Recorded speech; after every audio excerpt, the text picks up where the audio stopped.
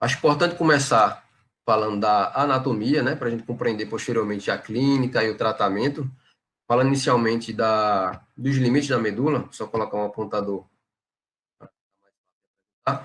Os limites da medula são os seguintes, né? Lá em cima faz o limite com o bulbo, lá no forame magno. Inferiormente, o seu limite é aproximadamente L1, L2, às vezes pode chegar até L3, mas na maioria das vezes ali no final de L1 e L2, onde vai terminar no cone medular. Eu vou explicar posteriormente por que ele termina em L2 e não vai por toda a coluna, a medula. Aqui essa imagem para a gente compreender que a medula ela está protegida num arcabouço ósseo, né? Aqui temos a medula, temos as meninges envolvendo-a, e aqui o plexo venoso, inclusive o que o João falou, que a sua lesão pode provocar um hematoma extradural, né? Perceba, a medula, as meninges e dura mater. Então, se houver um sangramento, uma lesão desse plexo venoso aqui, teremos um hematoma extradural, ou seja, fora da dura mater, que porventura pode comprimir a medula. Aqui um corte axial, para a gente também entender de que forma a medula está envolvida pelas meninges e pelo arcabouço ósseo, né? Por isso, da importância desse arcabouço para evitar lesões e traumas à própria medula. E agora eu vou falar um pouquinho da anatomia de cada região dessa, né? Cervical, torácica e lombar.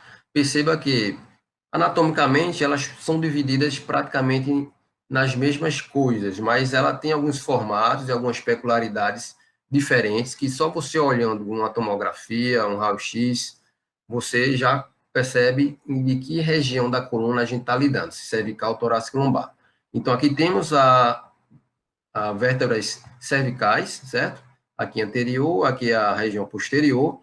Então, perceba que anteriormente nós temos o corpo vertebral, lateralmente, e é peculiar a vértebra cervical, nós temos esse processo transverso, onde aqui sairá a raiz nervosa de um lado e do outro, e esse forame aqui também transverso será justamente por onde irá subir a artéria vertebral. Então, aqui a importância, se houver uma fratura próxima à artéria vertebral, é importante a gente fazer um estudo vascular desse paciente para ver se não houve uma lesão dessa artéria. Então, indo aqui para a posterior, a gente percebe essa pequena estrutura na vértebra cervical, ela é de fato bem pequena, que aqui é o pedículo, certo? A gente vai ver depois na lombar, na torácica, o pedículo é bem maior em comparação à vértebra cervical. Então, o pedículo, e aqui lateralmente é o que a gente chama de massa lateral, né? Uma massa lateral de um outro, massa lateral do outro lado. Como essa imagem nós estamos vendo aqui de cima, a gente percebe aqui a faceta articular superior, que vai se articular com a faceta articular inferior da vértebra de cima. A gente percebe melhor aqui nessa imagem, né, as vértebras articuladas.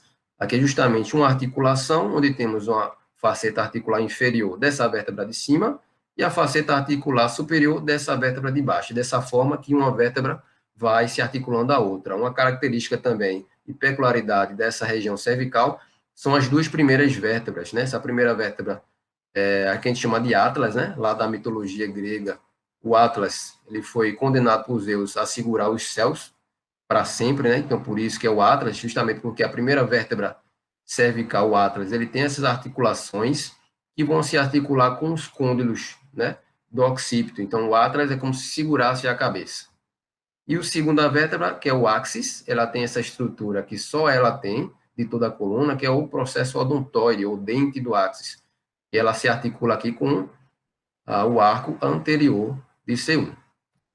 Falando agora da coluna torácica, né, da vértebra torácica, a gente já percebe que muda um pouco, né, a anatomia. Perceba que nós temos, da mesma forma, um corpo vertebral, temos um pedículo, o pedículo já é maior em comparação à coluna cervical. Perceba que, diferentemente, tanto da coluna, da anatomia da vértebra cervical quanto da vértebra lombar, a vértebra torácica ela tem duas fóveas articulares, que é justamente onde vão se articular a costela, né? Então, nós temos 12 vértebras torácicas para 12 costelas. Então, se você vê um raio-x, uma tomografia que tem uma costela se articulando aquela vértebra, então você já sabe que aquela vértebra é uma vértebra torácica. Aqui, olhando no perfil, nós vemos as facetas articulares, faceta articular superior e a faceta articular inferior. E falando posteriormente, vimos os pedículos, as facetas, temos esse processo transverso, que a gente chama, e temos dois processos laminares, são duas lâminas. Então, uma lâmina de um lado, outra lâmina do outro, vão se juntar posteriormente para formar o processo espinhoso. A coluna lombar tem também as suas características, mas ela, da mesma forma, ela tem o corpo vertebral, temos os pedículos, um pouco mais largos, as facetas articulares, as lâminas, uma de cada lado, para formar o processo espinhoso posteriormente. Falando agora um pouco mais da medula espinhal em si, ela é dividida em 31 segmentos, mas quando se fala de 31 segmentos, não quer dizer que a medula ela é repartida. Ela é separada em 31 segmentos justamente porque temos 31 pares de nervos espinhais, né? Sejam eles 8 cervicais, 12 torácicos, 5 lombares, 5 sacrais e um coxígeo.